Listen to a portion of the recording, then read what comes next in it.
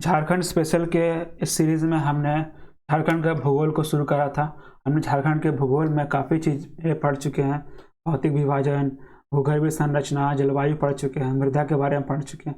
अब हम लोग झारखंड का जो जल संसाधन है उसकी चर्चा करेंगे। जानेंगे जल संसाधन में कि झारखंड में कितने प्रकार की नदियाँ पाई जाती है, कितने प्रकार के प्रवाह तंत्र झारखंड में देखने को मिलते हैं। चलिए शुरू करते हैं। आगे बढ़ने से पहले हम लोग इस जो यहाँ टर्म दिख रहा है आपको, जल संसाधन, इसकी चर्चा कर लेते हैं। तो संसाधन, यहाँ शब्द मिल रहा है हमें संसाधन, ठीक है। संसाधन क्या होता है? संसाधन क्या होता है? परिभाषा अगर हम संसाधन की बात करें तो संसाधन हमारे वायुमंडल, हमारे वातावरण में मौजूद प्रत्येक वस्तु, वातावरण में मौजूद प्रत्येक वस्तु जो हमारी आवश्यकता को पूरी करे और जो तकनीकी रूप से क्या हो, मिल जाए हमको, और आर्थिक रूप से सुगम हो, ठीक है, बढ़िया हो, आसानी से खरीदा जा सके, और जो सांस्कृतिक रूप से मान्य हो, उसी को हम लोग कहते हैं क्या? संसाधन, ठीक है। अगर टोटल मिला के अगर बात करें तो यही दिमाग में रखना है कि वैसा कोई वस्तु जो आदमी का जो काम है वो पूर्ति में लाता है, उसी को बोलते हैं संसाधन। तो जल जो है हमारे जो वातावरण में मौजूद है, हमारे वातावरण में मौजूद वस्तु है जिसका हम लोग इस्तेमाल करते हैं, मतलब आर्थिक रूप से हमारे लिए आराम से मिल जाता है। फिर इसको हमको पीने के लिए, इस्तेमाल करने के लिए कोई विशेष तकनीक की आवश्यकता नहीं होती। हाँ, अगर जो पेयजल है वो समाप्त हो जाएगा, जो ग्राउंड वाटर है वो ख़त्म हो जाएगा, तब हमें ये संसाधन की श्रेणी से हटाना पड़ जाएगा। और ऐसा कोई बंदिश नहीं है सांस्कृतिक रूप से। तो जल क्या है? एक संसाधन है। हम लोग संसाधन के जो ज्योग्राफी के लेक्चर है उसमें हम लोग संसाधन को डीपली जानेंगे। फिलहाल संसाधन की परिभाषा जान लो, और जल भी एक संसाधन उसमें है। जल की अगर बात करें तो हमारा जो पृथ्वी है, पृथ्वी का 75% जो क्या है, 75% जो भाग है वो जल से घिरा हुआ है। तो क्या हमारे पास इतनी मात्रा में जल है? नहीं। 75% में जल है, उसमें से आपका लगभग 95 से 99% जो जल क्या है, वो खारा पानी जल है, उसका इस्तेमाल हम लोग नहीं कर सकते। फिर 75% का जो 1% है, 1% के अंदर ही हम लोग में से जो शुद्ध पेयजल है वो आपका ग्लेशियर में भरा हुआ है, ग्राउंड वाटर में है। तो जल की मात्रा जो है, पेयजल की मात्रा, जल तो हमारे पृथ्वी में भंडार है, लेकिन जो पीने लायक जल है, पीने लायक जो संसाधन है, उसकी मात्रा कम है। और हम लोग क्या है, लगातार जो जनसंख्या वृद्धि और जो सही ढंग से जो नियोजित उपयोग नहीं करते, नियोजित उपभोग के अभाव के कारण हम लोगों के पास जल की आपूर्ति की कमी होने शुरू हो गई है। जल की आपूर्ति में कमी होने शुरू हो गई। हम लोग ने बहुत सारे नदियों को क्या किया, कारखानों के कारण और भी विशेष जो कचड़े कूड़े करकट होते हैं, हम लोग जल में डालकर जल का जो जल को प्रदूषित कर रहे हैं। तो हम लोगों को सुनियोजित ढंग से जल की आवश्यकता है, ढंग से इस्तेमाल करने की आवश्यकता। नहीं तो एक दिन ऐसा आएगा कि हमारे धरती से जो भौम जल है और जो पेयजल है वो समाप्त हो जाएगा और हमें काफ़ी परेशानी होगी। भौम जल जो होता है, जो पीने लायक जल है, वो उसकी आवश्यकता केवल हमें नहीं, पेड़ पौधों की भी होती है। वो जल का इस्तेमाल करके वो अपना विकास करते हैं, पेड़ पौधे अपना ग्रो करते हैं, वृद्धि करते हैं। अगर पेड़ पौधों को भी जल ना मिले तो वो समाप्त हो जाएगा और हमें जल की कमी से, हमें पेयजल की कमी से के जूझना पड़ेगा, और साथ साथ खाने की कमी से भी जूझना पड़ सकता है अगर जल की समाप्ति हो गई। तो चलिए हम लोग इस वीडियो में इसी जल जो संसाधन है, जल संसाधन के बारे में चर्चा करेंगे। जाने कि झारखंड में जल संसाधन का जो प्रवाह तंत्र है उसका विकास कैसे हुआ और कौन कौन से प्रवाह तंत्र झारखंड में, कौन कौन सी नदियां पाई जाती है। झारखंड का जो जल संसाधन है उसका प्रवाह तंत्र का विकास जो है, ये उनके संरचना, उसके उच्चावच, ढाल और वर्षा की मात्रा पर निर्भर करता है। तो नदियाँ होती है, प्रवाह तंत्र होती है, वो एक तरह से कह सकते हैं साल भर वाला नदी होता है, और एक कुछ होता है जो सीजनल होता है। साल भर वाला जो नदी जो होता है, जो हिमालय से निकलती है, वो साल भर वाला नदी कहलाता है, ठीक है, जिसमें हमेशा पानी रहता है, ठीक है। और कुछ नदियाँ होती है जिसमें जब बारिश का मौसम आएगा उसमें पानी होगा नदियों में, और उस बाकी दिनों में सूख जाता है। तो हम लोग यहाँ पर जो संरचना, उच्चावच, ढाल और वर्षा की जो मात्रा है उसके आधार पर झारखंड की जो प्रवाह तंत्र है उसको पढ़ेंगे, ठीक है। झारखंड जो है जमीन, उसका ढाल हम लोग को दो तरफ से देखने को मिलता है। एक ढाल जो है मुख्यतः गंगा के उत्तर दिशा में की ओर बहता है। जैसे मान लीजिए झारखंड, रफ डायग्राम, ठीक है, ये मान लीजिए झारखंड का मैप है। तो ये जो गंगा के उत्तरी, जो गंगा है इसके उत्तरी साइड में एक ढाल है, इस तरफ से ढाल है, और एक ढाल जो है दक्षिण पूर्वी और है। एक ढाल इस साइड ढाल है, एक ढाल इस साइड है और एक ढाल इस साइड है गंगा की तरफ, ठीक है। तो ये दो ढाल है। तो इन्हीं के रूपों में हम लोगों ने क्या किया, झारखंड के जो अपवा तंत्र है उसको विभाजित करा है। गंगा के अपवा, जो झारखंड के जो अपवा तंत्र है उसको हम लोग जानेंगे। उससे पहले कुछ और बातें जान लेते हैं। झारखंड की अगर कुल जल संसाधन की बात करें, झारखंड में कुल कितना मिलियन टन जल है वो बताया जाता है। तो 28,781 मिलियन घन मीटर जो है झारखंड में जल बताया जाता है। कितना, 28,781 मिलियन टन जो है घन मीटर ये अपने झारखंड में जल है, जो कि जिसमें से जो 82.7% जल है वो सतही जल है। सतही जल है, सतही जल का मतलब ये सब सतही जल है, तालाब वगैरह हो गया, वो हो गया।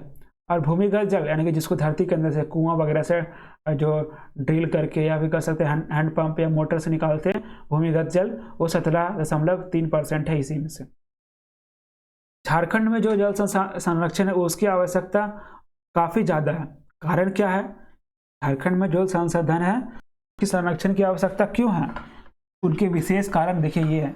सबसे पहली बात, झारखंड का जल संसाधन है उसमें औसत जो वर्षा होती है झारखंड में 125 से 150 सेंटीमीटर के बीच में ही होती है। तो झारखंड में ज़्यादा बारिश नहीं होती है, झारखंड में बारिश कम होती है। तो कम बारिश है तो जब पानी का संरक्षण भी कम होगा, पानी का संग्रहण कम होगा, इसीलिए हमें संरक्षण की आवश्यकता है।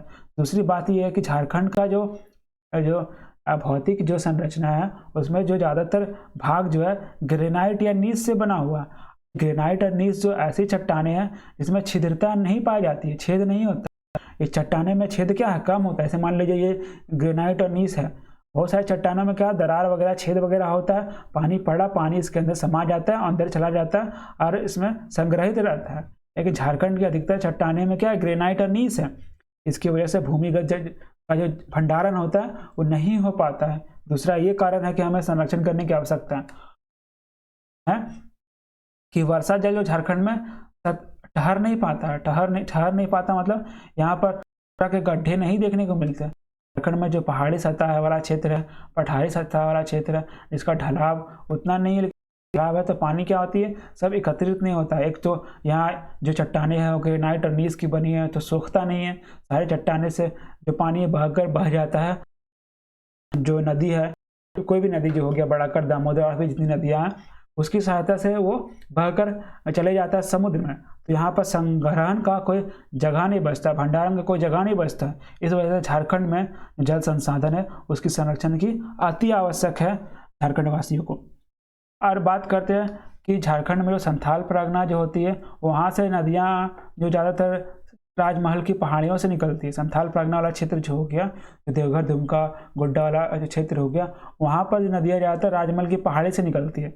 लेकिन बाकी जो देश में जितना भी नदियाँ हैं उसका उद्गम स्थान कहाँ देखा गया, पाट क्षेत्र में है, और साथ साथ रांची एवं पाट का पठार, हजारीबाग का पठार वहाँ से देखने को मिलता है। तो प्रश्न बनता है कि झारखंड की नदियाँ मुख्यतः कहाँ से निकलती है। झारखंड की जो संथाल परगना क्षेत्र की नदियाँ हैं वो राजमहल की पहाड़ी से निकलती है। अब बाकी जितने भी नदियाँ हैं उसका उद्गम स्थान कहाँ पर है, उसका पाट क्षेत्र में है या फिर रांची एवं हजारीबाग की पठार से है।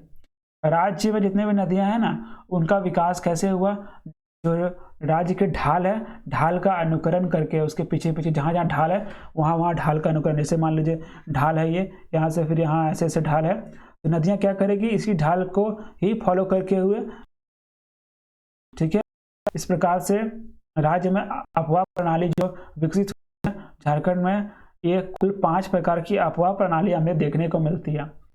जो जिस तरह ढाल है, ढाल के अनुसार ही अपना झारखंड में अपवाह तंत्र देखने को मिलता है। मुख्यतः 2 तरह की ढालें हैं, लेकिन और भी छोटी छोटी ढालें देखने को मिलती है। उसी के आधार पे झारखंड में जो अपवा तंत्र है उसको 5 प्रकार में विभाजित करा गया। कौन कौन सा है? पहला है पूर्वी अपवा तंत्र, दूसरा है उत्तर पश्चिमी अपवा तंत्र, तीसरा है दक्षिण, पांचवा है उत्तरी अपवा तंत्र। चलिए हम लोग एक एक करके सारे जो अपवा तंत्र है उनको पढ़ेंगे और जानेंगे कि उनके अंदर कौन कौन सी नदियाँ पाई जाती है, और नदियों को भी फर्दर पढ़ेंगे कि उसका मुहाना कहाँ है, उसका उद्गम स्थान कहाँ है, और उसका जो विस्तार क्षेत्र है वो कहाँ है, घाटी क्षेत्र इसका क्या क्या है। चलिए शुरू करते हैं। सबसे पहले हम लोग पूर्वी अपवा तंत्र की बात करते हैं। तो झारखंड का जो पूर्वी क्षेत्र है, आपको यहाँ मैप में दिख रहा है, पूर्वी क्षेत्र में इतने प्रकार की नदियाँ पाई जाती है, इतने प्रकार की नदियां पूर्वी क्षेत्र में पाई जाती है। तो पूर्वी अपवा तंत्र के अंदर हम दामोदर नदी पढ़ेंगे, बड़ाकर दामोदर के साथ, फिर अजय नदी पढ़ेंगे, मयूराक्षी पढ़ेंगे, ब्रह्मानी पढ़ेंगे, बासलोई पढ़ेंगे और गुमानी पढ़ेंगे। तो ये सब अंतर्गत आती है। ठीक है, ये सब नदियां पूर्वी अपवा तंत्र में शामिल है। चलिए हम लोग शुरू करते हैं दामोदर घाटी के साथ। दामोदर घाटी का उद्गम स्थान कहाँ पर है? दामोदर जो नदी है, दामोदर नदी का उद्गम स्थान जो है लातेहार जिला, याद रखना है। उद्गम स्थान जो मैं बोल रहा हूँ आपको, अभी जितनी भी नदियाँ पढ़ाया जाएगी, बताई जाएगी, आपको मुख्यतः जो है ना उसका उद्गम स्थान हो गया, उसकी सहायक नदी होगी, अपवा तंत्र जो हो गया, उसमें आने वाले राज्य जिले हो गए, उनका उपनाम हो गया, मुहाना हो गया, ये सब चीज़ें आपको मुख्य रूप से लिखना है, अगर लिख रहे हो तो, लेकिन याद जरूर रखना है। पहली बात, दामोदर घाटी की जो उद्गम स्थान कहाँ है? राज्य का जो लातेहार जिला है, लातेहार जिला जो है वहाँ का जो टोरी क्षेत्र है, टोरी क्षेत्र से, लातेहार का टोरी क्षेत्र से ये निकलता है। ठीक है, दामोदर नदी कहाँ से निकलता है? लातेहार का टोरी जिला से। ये लातेहार का उत्तरी पूर्वी भाग है, यहाँ पर लातेहार जिला है, लातेहार का टोरी क्षेत्र से निकलता है। प्राचीन समय में, प्राचीन साहित्य में जो है ना, इसको क्या कहता है, देवनंद के नाम से जाना जाता है, और इसको बंगाल विभाजन से पहले जो है ना, इसको बंगाल का शोक भी कहा जाता था। तो ऐसा प्रश्न नहीं बनता है कि बंगाल का शोक, बंगाल जो विभाजन है उससे पहले बंगाल का शोक किस नदी को कहा जाता था? तो दामोदर नदी को बंगाल का शोक कहा जाता था। इसका दूसरा उपनाम क्या है? देवनद। देवनद आपको जरूर आवश्यक ना है, या देवनदी या देवनद कह सकते हैं, देवनदी। ठीक है, देवनदी इसका उपनाम है। दामोदर घाटी की सहायक है, उसमें आता है बड़ाकर, कोनार, बोकारो, जमनिया, ये सब जो नदी है वो दामोदर की सहायक नदी है। याद रखना है आपको, दामोदर की सहायक नदियाँ कौन कौन सी है? बड़ाकर, कोनार। दामोदर नदियाँ बहते हुए जो है ना, हुगली नदी में जाके, कोलकाता में जो हुगली नदी है वहाँ पर जाके दामोदर नदी हुगली नदी में मिल जाती है। दामोदर नदी की अपवा तंत्र की बात करें तो 12,800 किलोमीटर क्षेत्र का अपवा तंत्र है दामोदर नदी का। कितना? 12,800 क्षेत्र। अगर लंबाई की बात करें तो झारखंड का सबसे लंबा और सबसे बड़ी नदी दामोदर नदी है, जो कितना किलोमीटर है? 290 किलोमीटर की लंबी नदी है। तो आपसे प्रश्न पूछा जाएगा कि झारखंड का सबसे लंबा और बड़ी नदी कौन सा है, लंबा पूछा जाए तब भी 290 किलोमीटर वाला दामोदर नदी, अगर बड़ा पूछा जाए तो भी वही दामोदर नदी 290 किलोमीटर वाला। ठीक है, और राज्य की सबसे प्रदूषित नदी भी यही है, राज्य की सबसे प्रदूषित नदी भी यही है। स्वतंत्रता से पूर्व इसको पता है जैसा कि इसको बंगाल का क्या कहा जाता है? शोक कहा जाता था, बंगाल का शोक। और एक बात इसमें ध्यान रखना है कि इसका उद्गम स्थान कहाँ पर है? इसका उद्गम स्थान टोरी में है, लातेहार जिला का टोरी में है, और इसकी मुहाना कहाँ है? हुगली नदी, हुगली नदी में जाकर ये मिलता है, इसका मुहाना है। चलिए, तो ये दामोदर नदी के बारे में कुछ था। और भी चीज़ें, फैक्ट की बात करें तो इसका उद्गम जो स्थान है, चतरा के उद्गम स्थान के पश्चात जो है ये कहाँ कहाँ बढ़ती है, मतलब कौन कौन से जगहों से गुजरती है, तो आपको दिमाग में रखना है। ये जो हो गया, निकलती कहाँ से है? तो जो लातेहार जिला है वहाँ से तो निकलती है, लातेहार से निकलते हुए ये हजारीबाग, गिरिडीह, धनबाद, बोकारो, लोहरदगा, ये सब क्षेत्रों से गुजरती है। ठीक है, आपको दिमाग में रखना है कौन कौन से जगहों पे।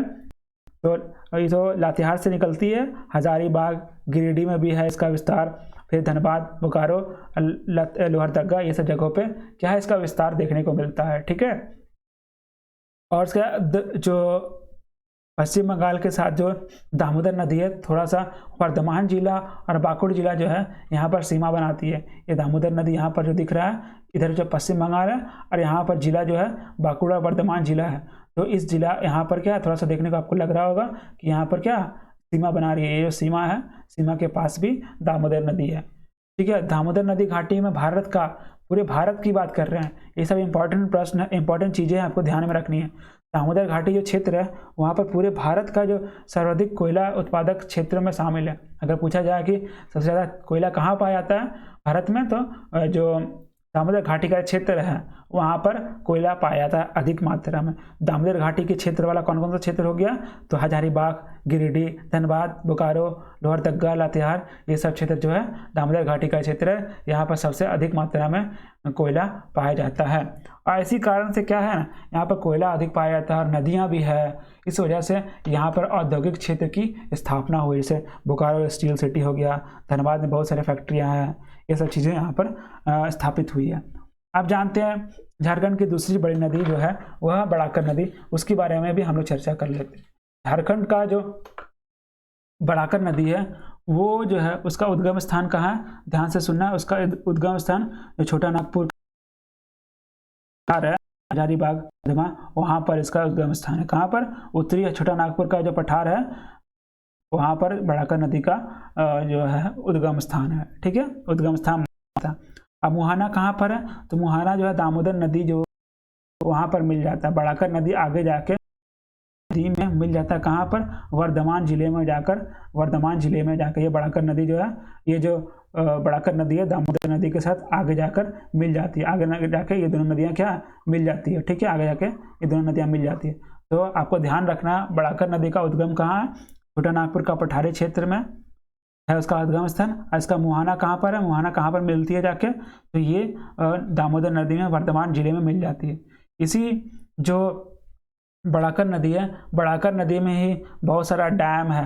जैसे माइथन डैम आपको देखने को मिलेगा, माइथन डैम यहाँ पर आसपास, यहाँ पर माइथन डैम है। ठीक है, जामताड़ा जिले के पास और बंगाल से सटा हुआ माइथन डैम है। फिर तिलैया डैम है, बड़ाकर नदी पर ही है तिलैया डैम। और साथ साथ जो मंदिर, जैन मंदिर है, प्रसिद्ध जैन मंदिर है, इसी के पास है। और माइथन के पास ही कल्याणेश्वरी जो मंदिर है, कल्याणेश्वरी मंदिर, वो भी माइथन के पास ही है। कल्याणेश्वरी जो,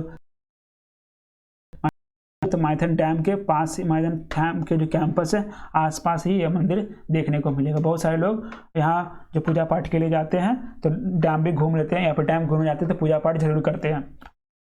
तो अगर लंबाई की बात करें, बड़ाकर जो नदी है उसकी लंबाई जो है 225 किलोमीटर लंबाई है। और इसकी अगर जल ग्रहण क्षेत्र की बात करें, अफवाह तंत्र के विस्तार की बात करें, तो 6159 किलोमीटर का इसका क्षेत्र है। इस नदी की प्रमुखता जो है, जो डैम है माइथन डैम, जलाशय से पक्के बनाने से बढ़ गई। मतलब कहने का मतलब ये है, बड़ाकर नदी ज़्यादातर माइथन डैम के नाम से फेमस है। तो माइथन डैम कहाँ पर है, जो माइथन डैम झारखंड में है, बड़ाकर नदी के किनारे। ठीक है, ये था बड़ाकर नदी के कुछ इंपॉर्टेंट फैक्ट। हम लोग आते हैं मयूराक्षी नदी। मयूराक्षी नदी जो है इसका उद्गम स्थान कहाँ है, इसका उद्गम स्थान ध्यान से सुनिएगा, इसका उद्गम स्थान देवघर का तियूर या फिर त्रिकुट पहाड़ी से हुआ है। आपको ध्यान रखना है कि मयूराक्षी नदी जो है इसका उद्गम स्थान कहाँ है, देवघर का तियूर या फिर तियूर पहाड़ी, त्रिकुट पहाड़ी। देवघर में त्रिकुट पहाड़ी नाम का जगह है जो एक तरह से टूरिस्ट स्पॉट भी है। यहाँ पर लोग घूमने के लिए जाते हैं, बहुत सारे बंदरों के लिए फेमस है, यहाँ पर बहुत सारे बंदरें पाई जाती है। तो मयूराक्षी जो नदी है वो कहाँ से निकलती है, देवघर के त्रिकुट पहाड़ी से निकलती है। इस जो नदी है मयूराक्षी नदी का अन्य नाम भी है, नाम से ही आपको पता चल रहा होगा मयूराक्षी, तो इसका नाम मोर भी हो सकता है या मोराखी भी इसका नाम है, मयूराक्षी या फिर मोराखी इसका नाम भी है। इस नदी की सहायक नदियाँ कौन कौन सी हैं, इस नदी की सहायक नदियाँ गोवाई, टिपरा, पुसरो, भामरी, मुनबिल, सिद्ध, दौना, ये सब इसकी सहायक नदियाँ हैं। इसको भी दिमाग में रखना है। ये नदी कहाँ कहाँ से बहती है, देवघर दक्षिण पूर्व में प्रवाहित होते हैं के पास, अजमूरा के पास जो बंगाल प्रवेश करती है, अजमूरा के पास बंगाल में कहाँ से प्रवेश करती है, अजमूरा के प्रवेश करती है। और इसी मयूराक्षी नदी पर जो है ना एक मसानजोर नामक जलाशय बनाया गया, मसानजोर नामक जलाशय। तो मसानजोर जलाशय कहाँ पर है, तो मयूराक्षी नदी पर है। कैसे बनाया गया, की सहायता से बनाया गया, इसलिए इसको कनेरा डैम भी कहा जाता है। तो मसानजोर डैम कहाँ पर है? तो मयूराक्षी नदी पर ही है, ठीक है, झारखंड में। अगर इसकी हम लोग मुहाना की बात करें तो ये भी जो है मयूराक्षी भी जाकर हुगली नदी में ही मिलती है। इसका मुहाना कहाँ? हुगली नदी ही है। मयूराक्षी नदी जो है ना आरंभिक अवस्था में मोतिहारी के नाम से पुकारी जाती थी, मोतिहारी के नाम से पुकारी जाती थी, ठीक है। उसके बाद फिर आगे भुरभुरी से मिलने के पश्चात यह मोर कहलाती है। मयूराक्षी आज मोतिहारी के नाम से पुकारी जाती है शुरुआत में, और भुरभुरी जो है एक नदी है, उसके मिलने से जो है ये आगे जाकर इसका नाम क्या हो जाता है? मोर कहलाता है। आगे बढ़ते हम लोग अजय नदी के बारे में जानते हैं। अजय नदी आपको पिक्चर में भी दिख रहा होगा, ये दामोदर था, ये बड़ाकर था। दामोदर हमने पढ़ लिया, बराकर पढ़ लिया, मयूराक्षी पढ़ लिया। अब हम लोग अजय नदी की ओर पढ़ते हैं। तो अजय नदी जो है इसका भी उद्गम स्थान कहाँ है? अजय नदी का भी उसका उद्गम स्थल कहाँ है? तो उद्गम स्थान कहाँ है? देवघर, जो उत्तर में जगह है, बिहार में एक जगह है, उसका नाम है मुंगेर जिला। मुंगेर जिला में जो पत्थरों और जयंती है ये सब भी यहीं से निकलती है, लेकिन इसका जो उद्गम कहाँ है? अगर अजय नदी का उद्गम पूछे तो मुंगेर जिला है। मुंगेर जिला कहाँ है? देवघर के उत्तर भाग में है। अजय नदी का उद्गम कहाँ है? मुंगेर जिला। इसकी अजय की सहायक नदियां हैं, ठीक है। प्रश्न ये पूछा जा सकता है अजय नदी के उद्गम कहाँ है? जो मुंगेर जिला है। और इसका सहायक नदी कौन कौन सा है? पत्थरों और जयंती है। इसका मुहाना कहाँ है? इसका मुहाना आगे जाकर जो है ना ये भगीरथी में मिल जाती है। भगीरथी जो है, भगीरथी नदी, वो इसका मुहाना है। भगीरथी नदी में ये मिल जाती है। इसका मुहाना कहाँ? भगीरथी में जाकर ये मिल जाती है, जो पश्चिम बंगाल में कटवा के पास मिलती है। इसको भी दिमाग में रखना है, कटवा के पास पश्चिम बंगाल में ये मिलती है। और जो अजय नदी है, अजय नदी का अपवाह क्षेत्र कितना है? 3616 वर्ग किलोमीटर का अपवाह क्षेत्र है अजय नदी का। कितना है वर्ग अपवाह क्षेत्र इसका? तो 3616 वर्ग किलोमीटर का, 612, ठीक है, 3612 वर्ग किलोमीटर का अपवाह क्षेत्र है किसका? अजय नदी का। और अजय नदी की सहायक नदी कौन कौन सी है? पत्थरों और जयंती। इसके बाद जो है अजय नदी सारठ के पास दक्षिणवृत्त चलती है, दक्षिण दिशा में चलती है सारठ के पास। ये देवघर में ही सारठ वाला इलाका है, देवघर यहाँ पर है, यहीं पर सारठ वाला इलाका, यहाँ पर दक्षिणवर्त है, नीचे की ओर चलती है, ठीक है। उसका जैसे जामताड़ा में प्रवेश करती है, यहाँ जामताड़ा जिला है, जामताड़ा में जाते ही क्या होता है? ये जामताड़ा प्रवेश कर चित्तरंजन के पास जैसे बंगाल में जाती है, वहाँ से ये सीमा बनाती है, ठीक है। आपको दिख रहा होगा अजय नदी यहाँ पर, ये देवघर का इलाका है यहाँ पर, और ये जो है जामताड़ा का इलाका, और ये जो आपको यहाँ पर दिख रहा है ये मसानजोर डैम का फोटो है, ठीक है। तो यहाँ पर कुछ दूर पर सीमा भी बनाती है, सीमा बनाने का भी काम करती है अजय नदी, ठीक है। तो ये सब आपको दिमाग में रखना है। तो ये जामताड़ा से होकर चित्तरंजन के पास बंगाल में प्रवेश करती है, और कुछ दूर तक यहाँ पर कुशियाबादी से अफजलपुर तक ये सीमा बनाती है, ठीक है। मेनली आपको नदियाँ का उद्गम स्थान, मुहाना, अपवाह क्षेत्र और सहायक नदियां याद रखना है, ठीक है। अगर ये सब भी याद रख लो तो काफ़ी अच्छा है, इससे ही प्रश्न बनते हैं। अब आगे हम लोग बढ़ते हैं ब्रह्मानी नदी की ओर। तो ब्रह्मानी नदी जो है ये भी आपका उत्तरी अपवाह तंत्र का ही पार्ट है। तो ब्रह्मानी नदी का उद्गम स्थान कहाँ है? उद्गम स्थान दुमका जिले में एक दुधवा पहाड़ी है। दुधवा पहाड़ी जो है ब्रह्मानी नदी का उद्गम स्थान है, याद रखना है। कहाँ पर है ब्रह्मानी नदी? दुमका जिले का, यहाँ पर दुमका जिले है, देवघर के बगल में दुमका जिले है, ये दुमका जिला है। दुमका जिला जो है वहाँ का एक दुधवा पहाड़ी है, वहाँ से ब्रह्मानी नदी निकलती है, ठीक है। और इसकी अगर बात करें हम लोग सहायक नदी का,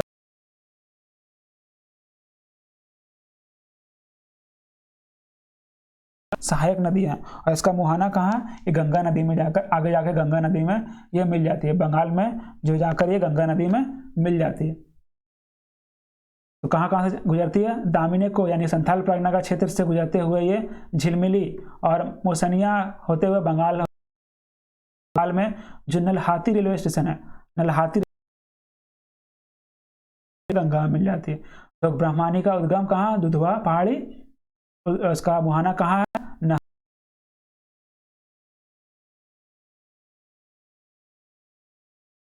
ठीक है।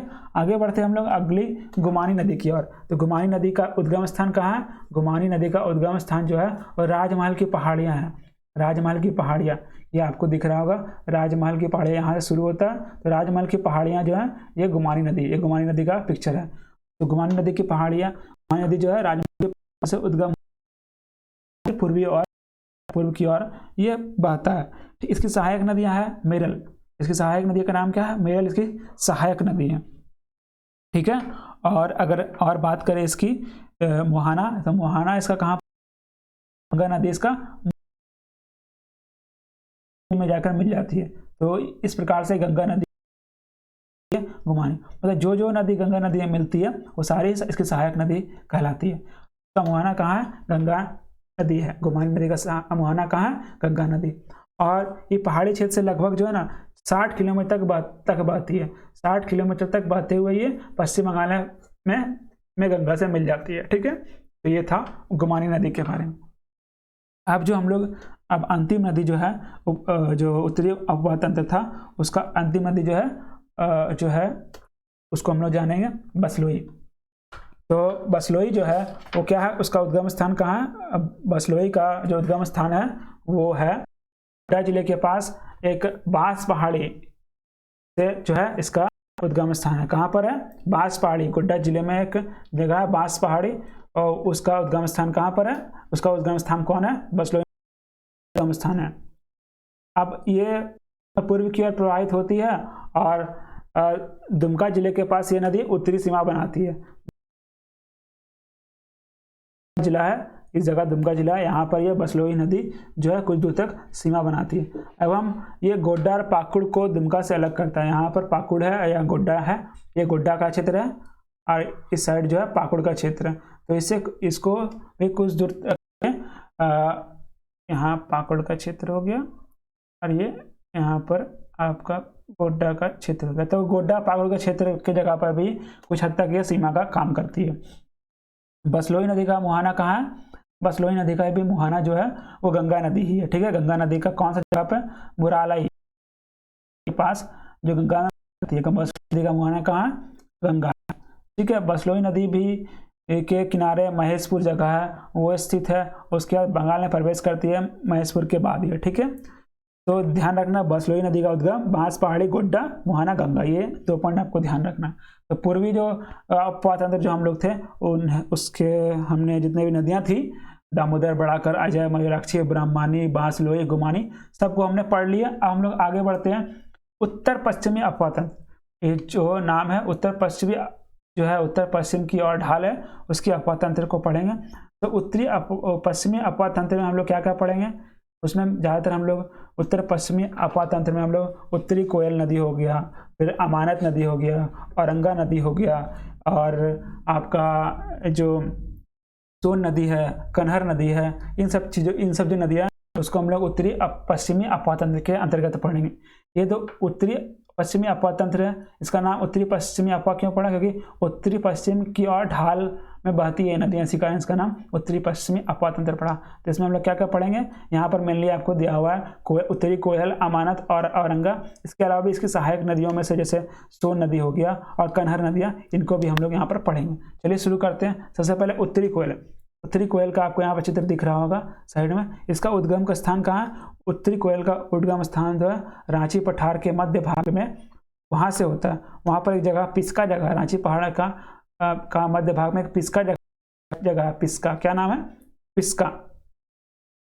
पिस्का पिस्का नाम का जगह है रांची पठार में, वहाँ से इसका उद्गम स्थान है उत्तरी कोयल का। ठीक है, और उत्तरी कोयल का अगर हम लोग बात करें सहायक नदियाँ, औरंगा नदी हम लोग पढ़ेंगे अभी, और अमानत, दोनों पढ़ेंगे।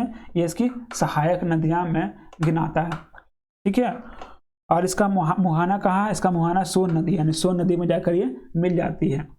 देखिए यहाँ पर गुमला जिले के विशुनपुर प्रखंड से ये नदी पाट प्रदेश में प्रवेश करती है। देखिए ये यहाँ पर गुमला जिला है। गुमला जिला जो है इस क्षेत्र में आपको देखने को मिलेगा।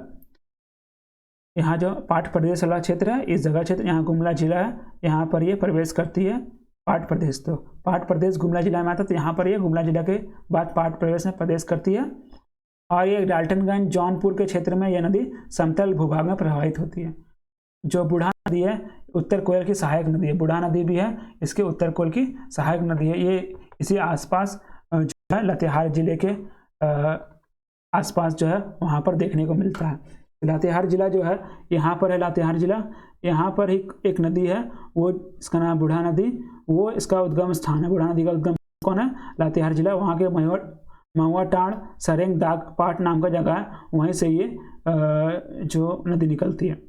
देखिए बूढ़ा घाघ जल जो प्रपात है वो निर्माण करती है, वो लातेहार जिला में है। ठीक है, और झारखंड का सबसे सर्वाधिक ऊंचे जलप्रपात में गिना जाता है ये किसको? बूढ़ाघाघ प्रपात को। ठीक है, बूढ़ाघाघ प्रपात। बूढ़ाघाघ प्रपात कहाँ पर है? बूढ़ा नदी पर स्थित है। ये सबसे ऊंचा जलप्रपातों में जाना जाता है। इसकी ऊंचाई कितनी है? 466 फीट ऊंचा इस जो जलप्रपात है उसकी ऊंचाई है। उत्तरी कोयल नदी का जो अगर अपवाद क्षेत्र की बात करें, 9030 वर्ग किलोमीटर इसकी अपवाद क्षेत्र है। और अंत में जो मिलती है सोन नदी में, यानी कि कह सकते हैं उत्तरी कोयल का जो मुहाना कहाँ पर है? सोन नदी। इसकी सहायक नदियाँ औरंगा और जमानत नहीं अमानत। ठीक है, और उद्गम स्थल रांची का पठार पिस्का के पास। आगे बढ़ते हैं हम लोग। कन्हर नदी। कन्हर नदी को जानते हैं हम लोग। कन्हर नदी क्या है? तो कन्हर नदी जो है इसका उद्गम स्थान कहाँ पर है? छत्तीसगढ़ में इसका उद्गम स्थान है। कहाँ पर है कन्हर नदी का उद्गम स्थान? छत्तीसगढ़ का सरगुजा जगह है, सरगुजा में होता है। देखिए ये आपका यहाँ पर हो गया, ये क्षेत्र हो गया बिहार हो गया। ठीक है, ये बिहार का क्षेत्र हो गया। यहाँ इधर इधर इस साइड यूपी हो गया, और इधर जो है आपका छत्तीसगढ़ है, और इधर जो है नीचे में आपका क्या है? वेस्ट बंगाल है, उड़ीसा है। ठीक है, इधर वेस्ट बंगाल है इस साइड में। तो छत्तीसगढ़ का जगह है, छत्तीसगढ़ में सरगुजा जगह, वहाँ से ये निकलता है। ठीक है, छत्तीसगढ़ के सरगुजा जगह से ये निकलता है। और गढ़वा जिला जो है, गढ़वा जिला वहाँ से ये, और ये नदी जो है 25 मील दूरी तक चलती है और पलामू एवं सरगुजा को विभाजित पलामू और सरगुजा को विभाजित करती है कुछ दूर। ठीक है, और उसके बाद में चली जाती है, उत्तर प्रदेश में चली जाती है ये नदी। नदी कुछ दूर चलने के बाद फिर से उत्तर प्रदेश में ये चली जाती है। अब देखिए क्या है, ये नदी की जो है जलाशय, किनार जलाशय परियोजना जो ज़्यादातर फेमस है। तो कुल मिलाकर आपको इसमें ज़्यादा कुछ याद नहीं रखना है, याद ये रखना है पहला बात तो कन्हर नदी का उद्गम स्थान कहाँ है? तो कन्हर नदी का उद्गम स्थान सरगुजा है, छत्तीसगढ़ में है। दूसरा आपको याद रखना है कि इसका मुहाना कहाँ है? सोन नदी है। तीसरा याद रखना है आपको कि इसकी सहायक नदी कौन सी है? इसकी सहायक नदी सोन नदी, सोन की नदी की सहायक है।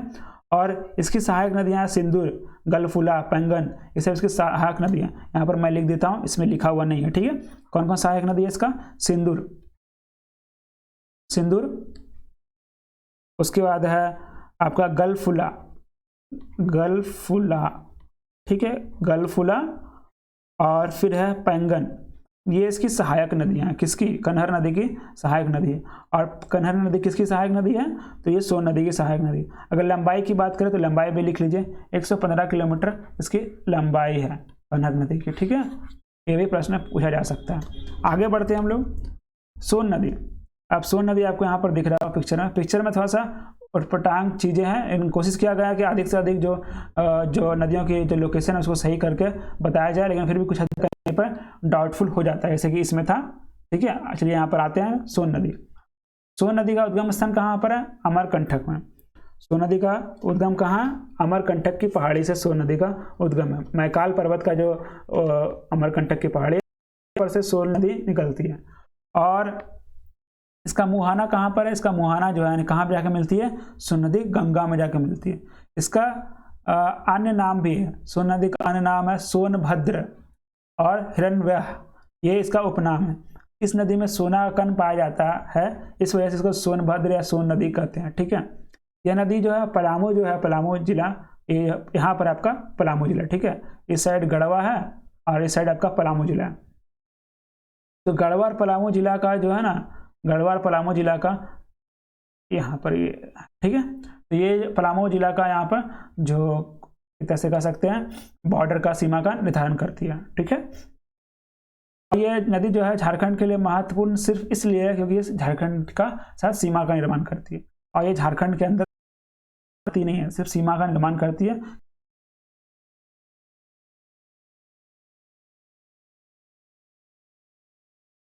वही ये सोन नदी हो गया, पलामू जिला हो गया, पलामू जिला तो पलामू जिला के पास का जो क्षेत्र है वो कहलाएगा एक अफवाह क्षेत्र, और दूसरा जो है यहाँ पर आपका गढ़वा जिला, तो गढ़वा जिला जो है वो क्षेत्र कहलाएगा इसका अफवाह क्षेत्र के अंतर्गत। तो अगर सोन नदी की मुख्य बातें को ध्यान में रखना है तो सोन नदी की मुख्य बातें को ध्यान में रखना है कि उद्गम स्थान कहाँ पर है इसका, मैकाल पर्वत है इसका उद्गम स्थान, और मुहाना कहाँ है, गंगा है। इसका अन्य नाम की बात करें तो सोनभद्र और हिरण्यव्याह इसका नाम है, और इसकी सहायक नदी उत्तरी कोयल है। इसकी उत्तरी कोयल इसकी देखिए ये जो नदी है ये उत्तरी कोयल है।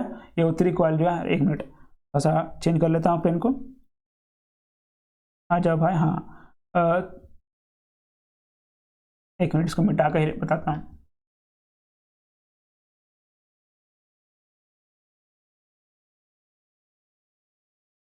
हाँ तो ये जो नदी आपको दिख रहा है ये नदी जो दिख रहा है यही जो है उत्तरी कोयल है, तो ये जाकर सोन में मिला है। ठीक है, तो सोन नदी का सहायक नदी कौन है, उत्तरी कोयल। तो ये था इंपॉर्टेंट पॉइंट। अब आगे बढ़ते हैं हम लोग अमानत की ओर, अमानत की ओर बढ़ते हैं। अमानत नदी का उद्गम स्थान कहाँ है, अमानत नदी का उद्गम स्थान जो है चतरा जिले में है। कहाँ पर, चतरा जिला में इसका उद्गम स्थान है। ठीक है, आपको दिमाग में रखना स्थान कहाँ होता है हर नदियों का, चतरा जिला में है। ठीक है, चतरा जिला में। और अमानत जो नदी है उसकी सहायक नदियाँ कौन कौन है, ठीक है, जमुनी, माइला, खैरा, चाको, नदियाँ हैं पाटम, ये सब जो नदियाँ हैं ये सब इसकी सहायक नदियाँ हैं। अमानत का उद्गम चतरा जिला में। अमानत नदी जो है ना लेस्लीगंज और पाटन के बीच सीमा बनाती है, और डाल्टनगंज में ये उत्तर में कोयल से मिल जाती है। तो अगर हम लोग मुहाना की बात करें तो अमानत का मुहाना कहाँ पर है, उत्तर कोयल। ठीक है, उत्तर कोयल नदी, उत्तर कोयल नदी है। ठीक है, तो मुहाना उद्गम जो है चतरा जिला। अमानत की जो लंबाई देखा जाता है कि 100 किलोमीटर तय करने के बाद, यानी 100 किलोमीटर का इसका लंबाई हो गया। ठीक है, उसके बाद ये उत्तर कोयल में जाकर मिल जाती है, उत्तर कोयल के साथ मिल जाती है। तो यहाँ पर देखिए अमानत नदी जो चतरा जिला है, चतरा जिला अमानत नदी ऐसे चलते हुए और जो उत्तर कोयल नदी है, ये जो इसको बारे में हमने पढ़ा, उत्तर कोयल नदी में जाके मिल जाती है। ठीक है, उत्तर कोयल नदी में ये जाकर मिल जाती है, और यहाँ से 100 किलोमीटर चलती है। तो अगर इसकी अफवाह क्षेत्र की बात करें तो ये हो जाएगा लातेहार, इसका हो जाएगा आपका चतरा हो जाएगा, पलामू हो जाएगा, और लातेहार भी आ जाएगा इसी के अफवाह क्षेत्र में। अब आते हैं औरंगा नदी की बात करते हैं। तो औरंगा नदी जो है इसका उद्गम स्थान कहाँ पर है, औरंगा नदी का उद्गम स्थान जो है लोहरदगा जिले का जो किस्को ब्लॉक है। ध्यान से ये सब नामों को ध्यान में रखना है। औरंगा नदी का लोहरदगा के किस्को ब्लॉक में इसका उद्गम स्थान है। ठीक है, उद्गम स्थान है। फिर उसका पर्टिकुलर जगह भी आपको यहाँ पर दिया गया है। अगर गांव याद रखना चाहते हैं तो रख लीजिए उल्दगांव। उल्दगांव जो है वहाँ से आता है, लेकिन जनरली आपको दिमाग में रखना है किस्को ब्लॉक जो है लोहरदगा का किस्को ब्लॉक से निकलता है औरंगा नदी। ठीक है, और यह पलामू का किला जो है इसी नदी के किनारे स्थित है। एक पलामू नाम का किला है वो इसी के साथ है। तो इसका लोहरदगा जो है, लोहरदगा से निकलता है, ये वहाँ से निकलता है। और इसका मुहाना का, तो उसका मुहाना जो है इसी तरह से ये कहीं जाकर मिलता नहीं है, ये विलीन हो जाता है क्षेत्र में। तो अगर सहायक नदियाँ की बात करें इसका, ये जो औरंगा नदी का पिक्चर यहाँ आपको दिख रहा है, ये जो यहाँ से निकलता है, यहीं पर इसी के पास जगह से यहाँ से निकलता है और यहाँ पर विलीन हो जाता है। 7वीं पंचवर्षीय योजना जो था उसके अंतर्गत यहाँ पर सिंचाई योजना का स्थल इसको बनाया था। ये इंपॉर्टेंट नहीं है, याद रखना आपको सहायक नदियाँ की नाम। तो सहायक नदियाँ में इसका गागरी, गोवा, नाला, घगरी, सुकूर, ये सब इसका नाम है। और मनिका के दक्षिण में भाग में औरंगा नदी बहती है, और इसके बाद बरवाडीह, लेस्लीगंज प्रखंड में सीमा बनाते हुए उत्तरी कोयल में जाके ये मिल जाता है। ठीक है, उत्तरी कोयल में जाके मिल जाता है।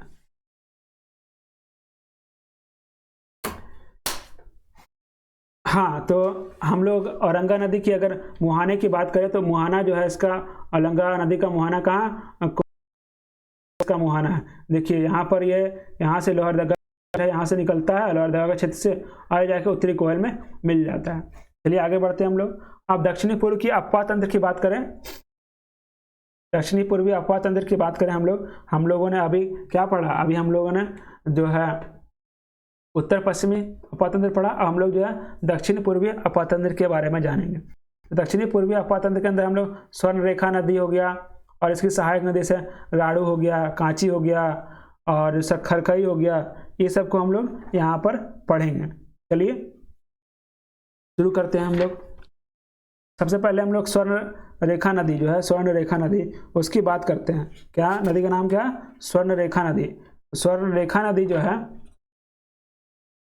उसका उद्गम स्थान कहाँ है? रांची जिले का पिस्का नगड़ी गांव में। रांची जिले का कहाँ? पिस्का नगड़ी गांव में इसका उद्गम स्थान है। आपको ध्यान रखना है रांची जिले का जो पिस्का नदी है, क्या बोला, पिस्का नगड़ी, हाँ पिस्का नगड़ी, ये इसका उद्गम स्थान है। और इस गांव के छोर में दक्षिणी कोयल, तो दूसरी कोर जो है, दूसरी जो छोर है वहाँ पर स्वर्ण रेखा नदी बहती है। तो आपको दिमाग में रखना जो स्वर्ण रेखा नदी है उसका उद्गम कहाँ है? इसका उद्गम जो है छोटा नागपुर का जो पठारी क्षेत्र है, नगड़ी गांव रांची का, वहाँ से है। और इसका जो गांव है इसका एक छोर में दक्षिणी कोयल बहता है और दूसरी कोयल जो जगह है वहाँ से स्वर्ण रेखा नदी बहता है। देखो ये जो क्षेत्र जो यहाँ पर चित्र में दिख रहा है, ये क्षेत्र की बात हो रही है। यहाँ पर से स्वर्ण रेखा नदी बह रहा है और यहाँ से दक्षिणी कोयल नदी बह रहा है, कोयल नदी बह रहा है। देखिए रांची जिले नदी ग्राम प्रवेश करती है और यहाँ उड़ीसा चली जाती है, यहाँ से उड़ीसा में चली जाती है। ठीक है, स्वर्ण रेखा नदी यहाँ से उड़ीसा में प्रवेश कर जाती है। देखो पठारी भाग के के चट्टानों वाले प्रदेश से यह प्रभावित होती है, प्रवाहित होती है और स्वर्ण रेखा एवं सहायक नदियां घाटियां जलप्रपात का निर्माण करती है इस जगह पर। स्वर्ण रेखा नदी जो है वो क्योंकि पठारी क्षेत्र से प्रवेश करती है, तो पठारी क्षेत्र में ऊंचा जगह से नीचे गिरेगी तो स्वाभाविक है जलप्रपात की, और बहुत सारी घाटियां का निर्माण करती है ये। स्वर्ण रेखा की अगर और बात करें, इसकी सहायक नदियां कौन कौन सी है? इसकी सहायक नदियां जो है वो राड़ू, कांची, खरखई, संजय, काशी, ये सब इसकी करकरी इसकी सहायक नदियाँ। इसका मुहाना कहाँ है? बंगाल की खाड़ी में जाकर ये उड़ीसा से होते हुए बंगाल की खाड़ी में जाकर ये मिल जाती है। अगर स्वर्ण रेखा नदी की अगर बात करें हम लोग दूरी, तो रांची से 28 किलोमीटर दूरी पर उत्तर पूर्व जो जगह है उत्तर पूर्व दिशा में, वहाँ पर एक जलप्रपात है, इसका नाम है हुड्रू जलप्रपात। हुड्रू जलप्रपात है, जो कि जलप्रपात जो है बहुत ही फेमस जलप्रपात है। इसकी ऊंचाई जो है 320 फीट ऊंचाई है। स्वर्ण रेखा की अगर बात करें तो ये ऐसा नदी है जिसमें रेत में सोने का अंश पाया जाता है। खूबी है, एक तरह की खूबी है कि सोने का अंश, स्वर्ण का अंश पाया जाता है। साथ साथ दूसरी खूबी है स्वतंत्र रूप से सागर में मिल जाती है। स्वतंत्र रूप से खुद नदी जो है ऐसा किसी की सहायक नदी नहीं बनती है, ये खुद जाकर सहायक नदी के रूप में, बिना किसी का सहायक नदी का रूप में बने हुए खुद स्वयं जाकर सागर में मिलती है। और तीसरी इसकी विशेषता ये है कि ये जो है स्वयं और इसके दो अन्य सहायक नदी से मिलकर ये 2-3 तरह का जो बड़े बड़े जलप्रपात है उसका निर्माण करती है। हुंड्रू, दसम, जोना, ये सब के फेमस जलप्रपात है, ये सब का निर्माण करती है। तो स्वर्ण रेखा नदी जो है झारखंड के लिए दक्षिण पश्चिमी क्षेत्र का प्रवाह तंत्र का एक काफी महत्वपूर्ण नदी है।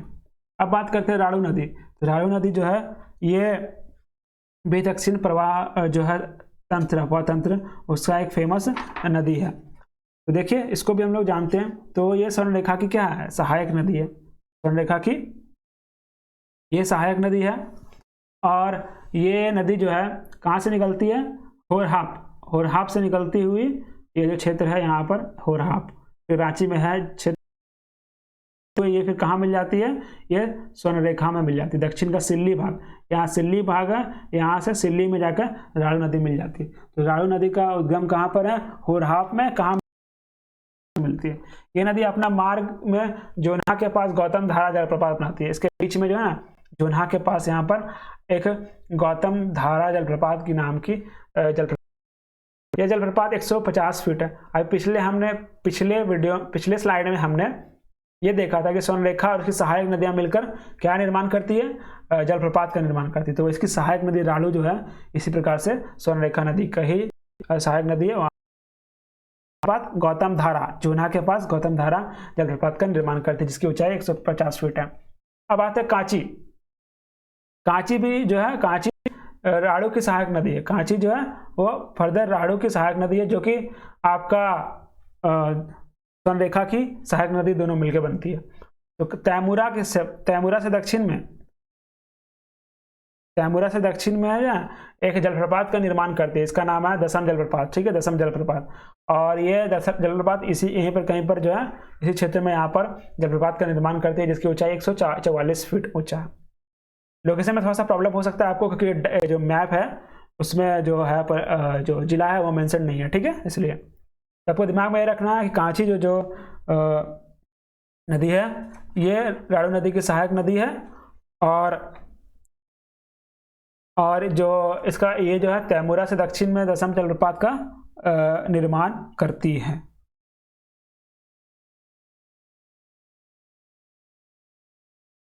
इसका उद्गम कहाँ है? इसका उद्गम जो है वो आपका रांची के तमाड़ में है। ये भी दिमाग में आपको रखना है। रांची का कहाँ पर है? तमाड़ में इसका उद्गम स्थान है। यहाँ पर नहीं लिखा हुआ है, लेकिन मैं यहाँ बता देता हूँ कहाँ। रांची के तमाड़ में इसका उद्गम स्थान है।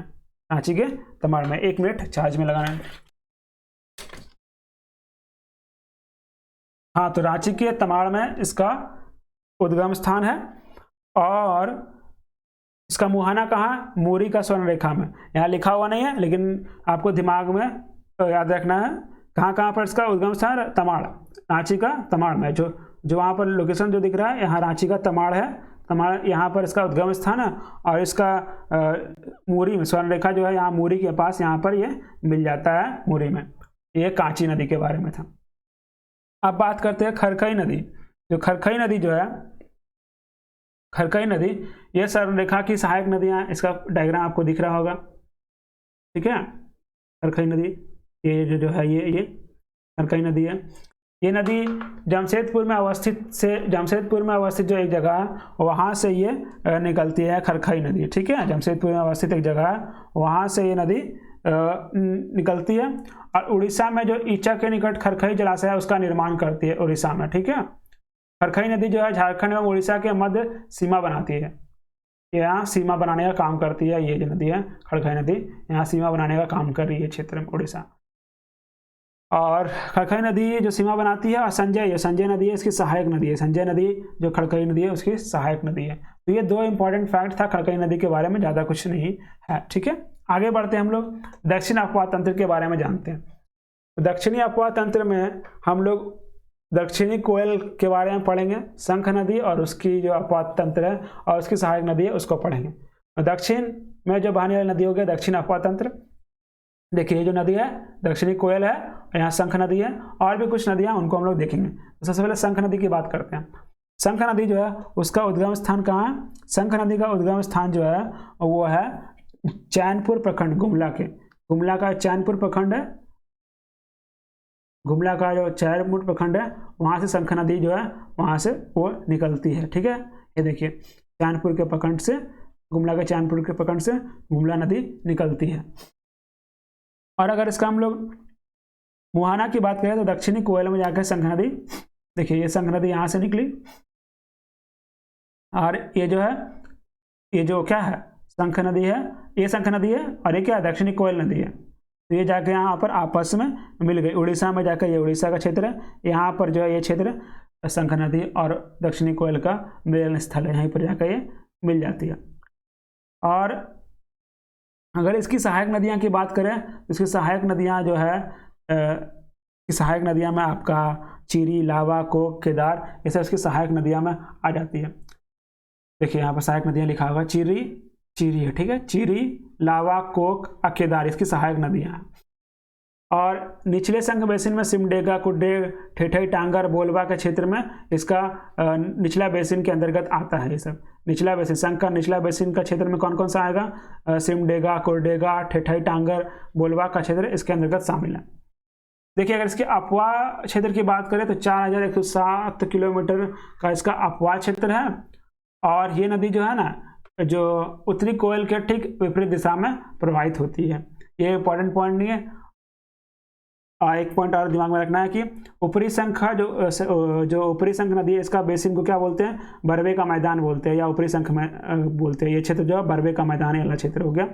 और निचले वाला क्षेत्र को हम लोग क्या जाने थे? ये निचले वाला क्षेत्र में कौन कौन सा बेसिन है, सिमडेगा, कुडेक, टटई, टांग, अंगर, बोलवा, ये सब क्षेत्र आता है। शंख नदी आरंभिक मार्ग में जो बहुत गहरा होता है, संकरी खाई का निर्माण करती है। शुरुआती क्षेत्र में यहाँ पर जो है बहुत गहरा और खाई का निर्माण करती है, और अपने मार्ग में क्या करती है, एक जलप्रपात का निर्माण करती है, सदनी घाघ जलप्रपात का। हम लोग जलप्रपात को लेकर भी एक वीडियो लाएंगे जिसमें हम लोग पूरे जलप्रपात जितने हैं सारे के एक लिस्ट में बताएंगे कौन कौन सा जलप्रपात कौन सा नदी किनारे कौन सी जगहों पर है। ठीक है, सदनी घाघ जलप्रपात शंख नदी पर है और कितना ऊंचाई है, 200 फीट ऊंचा है ये। आगे बढ़ते हैं हम लोग दक्षिण कोयल नदी।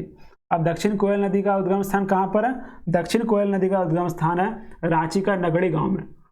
रांची के नगड़ी गांव के दक्षिणी भाग में यहाँ पर इसका उद्गम स्थान है। ठीक है, अगर इसकी सहायक नदियाँ की बात करें तो कारो जो सबसे बड़ी सहायक नदियाँ हैं, इसकी सहायक नदी सबसे बड़ी कारो नदी की सबसे बड़ी सहायक नदी के रूप में जाना जाता है। कौन, दक्षिणी कोयल का। झारखंड में दक्षिणी कोयल का जो अप्रवाह क्षेत्र है वो यहाँ रांची हो गया, फिर लोहरदगा वाला क्षेत्र हो गया, गुमला वाला क्षेत्र भी आ गया, और थोड़ा सा उसके बाद सेबू का क्षेत्र हो गया। ये सब क्षेत्र में दक्षिणी कोयल जो है बहती है। तो सहायक नदियाँ मिलाकर इसकी अपवाह क्षेत्र की बात हो रही है। ठीक है, अपवाह तंत्र का मतलब ये हो गया कि मेन नदी उसके मिलती जुलती हुई नदी। तो अगर कहीं आपको मेन डायग्राम में दिख रहा होगा वो क्षेत्र नहीं दिख रहा, इसका मतलब उसकी सहायक नदी उस क्षेत्र में पहुंचती है। ठीक है, और देखिए ये नदी के जो जिले हैं के बेड़ो एवं रातू प्रखंड की सीमा बनाती है। रातू और प्रखंड की सीमा ये जो नदी है दक्षिणी कोयल बनाने का काम करती है, और ये मांडर में प्रवेश करती है। मांडर से यह पश्चिम की ओर मुड़ जाती है और कुडू होते हुए लोहरदगा जिले में प्रवेश करती है। कुडू होते हुए लोहरदगा, यहाँ जो क्षेत्र है इसकी बात हो रही है यहाँ पर। ठीक है, इसी की बात हो रही है। मांडर से पश्चिम हो गई है जो क्षेत्र है, मांडर है, और यहाँ पर लोहरदगा का क्षेत्र है, यहाँ पर प्रवेश करता है। तो ये दक्षिणी कोयल के बारे में था। कुछ और अगर बात करें दक्षिण कोयल कहाँ पर जाके मिलती है, तो मैंने बता दिया दक्षिणी कोयल जो है इसका मुहाना कहाँ पर है, उड़ीसा में है। उड़ीसा में जगह है गंगापुर, वहीं पर जाकर ये मिल जाती है। किससे, यहाँ पर हमने कौन सा पढ़ा, शंख नदी पढ़ा था। शंख नदी में जाकर दक्षिण कोयल मिल जाती है। अगर अपवाह क्षेत्र की बात करें 10,099 वर्ग किलोमीटर का अपवाह क्षेत्र है, इसका काफ़ी बड़ा अपवाह क्षेत्र है इस नदी का। इस नदी पे कुछ विवादास्पद परियोजनाएं बन रही है, तो वो सब बात की बातें हैं। अब देखिए उत्तरी अपवाह तंत्र की बात करते हैं। अब आ जाता है सीधा उत्तरी अपवाह तंत्र की बात करते हैं ऊपर वाले भागों में। तो ज़्यादातर जो ऊपरी अपवाह तंत्र है, ऊपरी अपवाह तंत्र में कोई खास इंपॉर्टेंट अपवाह तंत्र हम लोगों को देखने को नहीं मिलता। ये सब छोटी छोटी नदियाँ हैं जो ज़्यादातर बिहार के क्षेत्रों में ज़्यादातर बहती है, लेकिन हम लोग जो कुछ हद तक अपवाह क्षेत्र नहीं तो कम से कम घाटी वगैरह कुछ निर्माण करती है, लेकिन हम लोग को उसके लिए पढ़ना है। चलिए इसमें हम लोग सोन, पुनपुन, फल्गु और सकरी नदी के बारे में पढ़ेंगे। चलिए शुरू करते हैं। सबसे पहले पुनपुन नदी के बारे में पढ़ते हैं। तो पुनपुन नदी जो है इसका उद्गम स्थान कहाँ है, पुनपुन नदी का उद्गम स्थान जो है वो है उत्तरी कोयल का प्रवाह क्षेत्र से उत्तर में इस पुनपुन नदी का जो उद्गम स्थान है। कह सकते हैं कि पुनपुन नदी जो है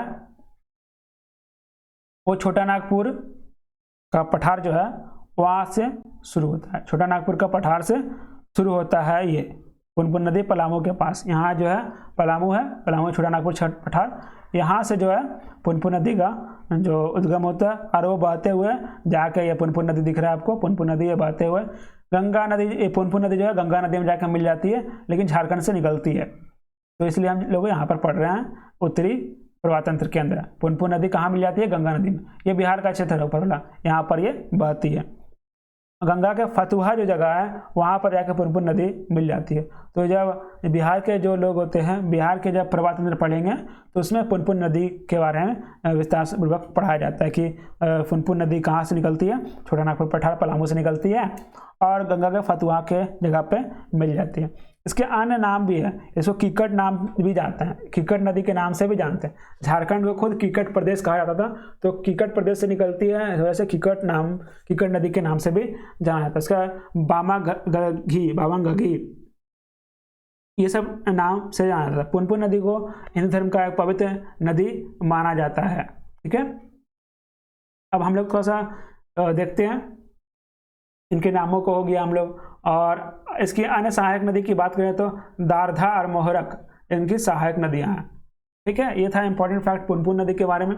अब आते हैं फल्गु नदी। फल्गु नदी जो है छोटा नागपुर का जो उत्तरी भाग है, उत्तरी भाग से फल्गु नदी निकलता है। छोटा नागपुर का उत्तरी भाग फल्गु, ये भी देखिए, ये भी छोटा नागपुर का उत्तरी भाग है, फल्गु नदी का यहाँ फोटो दिया हुआ, वहां से निकलती है। ठीक है, और इसका मुहाना कहाँ पर जाकर ये मिल जाती है, तो टाल क्षेत्र में जाके, ये टाल क्षेत्र में जाके आपका मिल जाती है गंगा में। ये भी गंगा में मिल जाती है, आगे जाके गंगा में, सब बिहार के बीचों बीच से गंगा प्रवेश करती है। सारे नदियाँ जाकर फल्गु तेलगु फल्गु पुनपुन ये सब नदी, सोन नदी, पंचा जाके सब गंगा में मिलती है। तो इसका मुहाना फल्गु कहाँ हो गया, मुहाना हो गया गंगा नदी। ठीक है, गंगा नदी फल्गु का टाल क्षेत्र है, वहाँ पर से मिलती है। इसका उद्गम कहाँ है, और छोटा नागपुर का पठार है। इसका उपनाम भी है, अंता सलिता इसका उपनाम भी है, अंतरशिला, ठीक है, उपनाम है इसका। लीलाजन, निरंजना, ये सब इसका अन्य नाम से संबोधित करते हैं। निरंजना, अंतरशिला, ठीक है, अंतरशिला, लीलाजन, ये सब इसका उपनाम है। उसका मोहना नामक एक सहायक नदी है, बोध गया के पास इसमें मिलती है। मोहना नामक एक सहायक नदी है, इसके पास मिलती है। ठीक है, आगे बढ़ते हैं हम लोग। सकरी नदी। सकरी नदी भी जो है, उसका भी उद्गम स्थान जो है वो छोटा नागपुर के पठार से होता है, सकरी नदी। ठीक है, और इसका अन्य नाम भी है, इसका अन्य नाम है, इसको रामायण में हम लोग सुमागधी के नाम से ये जाना था। रामायण में इस नदी का उल्लेख मिलता है, रामायण में सुमागधी के नाम से। ठीक है, उद्गम स्थान छोटा नागपुर पठार हो गया। और कहाँ कहाँ होकर ये गुजरती है, तो हजारीबाग से गुजरेगी और पटना, गया, मुंगेर जिला, ये सब में होकर प्रभावित होती है सकरी नदी। सकरी नदी, ठीक है, सकरी नदी की बात हो रही है। और सकरी नदी जो है वो कहाँ जाकर मिल जाती है, इसका मुहाना जो है मोरहर या क्यूल के साथ मिलकर ये गंगा नदी में ताल क्षेत्र में प्रवेश कर जाती है। ताल क्षेत्र, जैसे इस तरह से फल्गु नदी ताल क्षेत्र में जाकर मिल जाती है, ताल क्षेत्र में गंगा नदी में, उसी प्रकार सकरी नदी भी ताल क्षेत्र में मिल जाती है। सकरी नदी जो है उसको जो है सकरी नदी, ठीक है, सकरी नदी, इसको मार्ग परिवर्तित करने वाली नदी के रूप में भी जाना जाता है, क्योंकि मार्ग बहुत परिवर्तित करती है। ठीक है, जैसे ऊपर में इस तरफ से बह रही है, फिर इधर बहने लगेगी, तो मतलब इसका मार्ग बहुत सारा बहता है, इधर उधर बहता है। उसी प्रकार से जो बिहार में भी एक नदी है जो मार्ग परिवर्तित करने के लिए बहुत जानी जाती है, और इसको बिहार का शोक भी कहा जाता है। ठीक है, तो आपको कमेंट में बताना है बिहार का शोक किसे कहा जाता है। और हमने इस वीडियो में पढ़ा था बंगाल का शोक, तो बंगाल का शोक को भी आप कमेंट पे लिख देना, और बिहार के शोक के बारे में भी कमेंट पे लिख देना। चलिए हम लोग आगे बढ़ते हैं। तो ये सब जान गए, बाकी जो इम्पोर्टेंट चीज़ें इसकी खास नहीं है। अब आते हैं चानन और पंचानन। चानन और पंचानन ये नदी है, इसके बारे में हम लोग जानेंगे। इसका भी उद्गम स्थान कहाँ, छोटा नागपुर पठार, ये उद्गम स्थान है। मतलब जितने भी उत्तर जो प्रवाह तंत्र है, उत्तर प्रवाह तंत्र की जितनी नदियाँ हैं, सारा का उद्गम स्थान कहाँ है, वो छोटा नागपुर पठार ही है। ठीक है, और ये नदियाँ जो हैं इसमें 5 धाराएं आपस में मिल जाती है, इस वजह से इसके लिए इसका नाम क्या पड़ा, पंचानन या पंचाने। पंचाने ज़्यादा जानते हैं, पंचाने नदी इसका नाम पड़ा। और चानन इसकी सहायक नदी है, चानन इसकी सहायक नदी है, इसलिए इसको चानन पंचानन एक साथ पढ़ रहे हैं। ठीक है, मुख्य नदी क्या है, पंचाने, चानन इसका सहायक नदी है। तो ये था। और अगर बात करें इसका उद्गम स्थान, तो छोटा नागपुर पठारी, और मुहाना कहाँ पर है इसका, तो मुहाना सकरी नदी। ये पंचानी नदी है, ये जाएगी आगे जाके सकरी नदी में मिल जाएगी, और सकरी नदी आगे जाके कहाँ मिलेगी, ताल क्षेत्र में गंगा के पास मिल जाएगी। तो ये कुल मिलाकर झारखंड के जितने भी प्रवाह तंत्र की नदियाँ थी उसको हमने जाना। आप लोगों को पूरे जो नदियों का जो सीरीज है उसमें आपको मुख्यतः जितने भी नदियाँ हैं उसका मुहाना, उद्गम स्थान, प्रवाह क्षेत्र, अगर लंबाई वगैरह दिया है तो उसको दिमाग में रखना है, और इसका जो लोकेशन है उसको दिमाग में रखना है। प्रश्न जो है उद्गम स्थान, मुहाना, ये सबसे पूछा जाता है। अब आते हैं झारखंड की नदियाँ, कुछ विशेषताएं हैं। क्या है विशेषताएं, देखते हैं।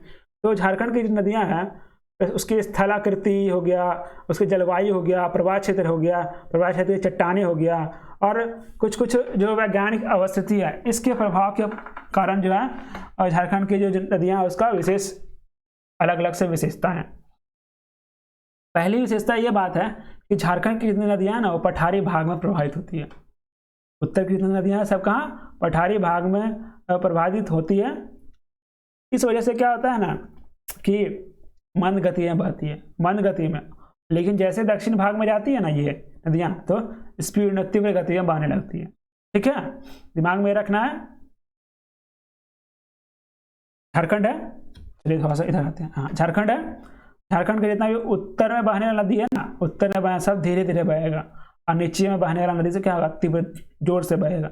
यही दिमाग में रखना है, पहला विशेषता। आते दूसरा विशेषता क्या है, राज्य जो है बना हुआ झारखंड किस पे बना हुआ, पठारी प्रदेश है। ठीक है, तो पठार की वजह से यहाँ पे चट्टाने हैं। कौन से चट्टाने हैं, इग्नियस रॉक्स है। ठीक है, लेकिन इग्नाइट चट्टानों से बना हुआ। तो चट्टान जो है वो कठोर होती है, इस वजह से यहाँ पर जो है नदियों को मार्ग बदलने की स्वतंत्रता नहीं मिल पाती, इधर उधर नहीं भाग सकती। अगर मिट्टी उट्टी रहेगा तो चट्टानों को मतलब मिट्टी को काटने में सुविधा होगा, लेकिन यहाँ पर चट्टान है, इस वजह से इसका क्या, इसको मार्ग बदलने में सुविधा नहीं मिलती है, असुविधा होती है चट्टानों की वजह से। ठीक है, सिर्फ जो ऊर्ध्वाधर जो अपर्दन होता है वो कर पाती है, और जो क्षैतिज जो अपर्दन है वो नहीं हो पाता। ठीक है, तो इसीलिए इस नदी का जो है ना क्षैतिज विस्तार कम देखने को मिलता है, चौड़ाई कम देखने को मिलता है, और लंबाई ज़्यादा देखने को मिलता है। ठीक है, यही चट्टानों की वजह से, ठीक, कठोर चट्टानों की वजह से। और नदियाँ जो है यहाँ पर अपना ना मार्ग नहीं बनाती हैं। यहाँ पर जो नदियाँ हैं, झारखंड की नदियाँ सारी चट्टानें जो है चट्टानी मार्ग को अनुसरण करती है। जहाँ जहाँ चट्टानों का गड्ढा फुड्डा मिला तो बस वहाँ से ये नदियाँ बहना शुरू कर दी, ढाल मिला, ढाल के अनुसार गड्ढा फुड्डा वहाँ से बहना शुरू कर दिया, उसका फिर कटाव छटाव करके अपना मार्ग को विस्तारित करती है। और एक खास बात यह है कि बरसात में पानी रहता है, और जब वर्षा ऋतु खत्म होता है, गर्मी का मौसम आता है, तो ये सूख जाती है। इस प्रकार से कह सकते हैं कि ये बरसाती रंग नदियाँ के रूप में ज़्यादातर झारखंड में पाई जाती हैं। और नदियाँ का जो प्रवाह है, मार्ग है, वो भी जो वहाँ का जो भू-आकृति चट्टान है, भू-आकृति जो है वो निर्धारित करती है। वही ऊपर वाली बात कि जैसा भू-आकृति होगा वही उसी के अनुसार वो नदी बहेगा। जैसे कि मान लीजिए कि ये नदी है, यहाँ बीच में पहाड़ पर्वत आ गया, तो ये बीच से तो काट के नहीं जाएगा, कहाँ से जाएगा, इसके इधर से अगर ढलाव इधर से जाएगा या फिर इधर ढलाव इधर से जाएगा। यही कहने का मतलब है भू-आकृति के अनुसार यहाँ पर जो है ना नदियों का जो प्रवाह होता है वो बनता है।